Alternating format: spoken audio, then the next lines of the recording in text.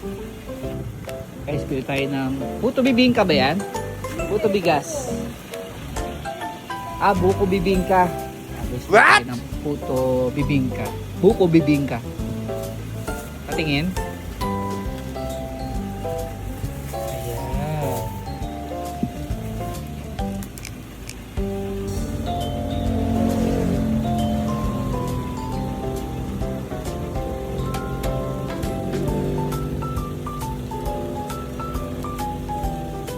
Kabinti pa din ba to? Guys, ito.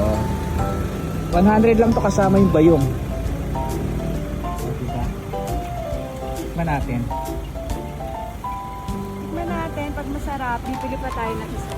Oh, so ang laki naman ito sa 35. Sulit sa 35 pesos. Ay, ang dumi yan.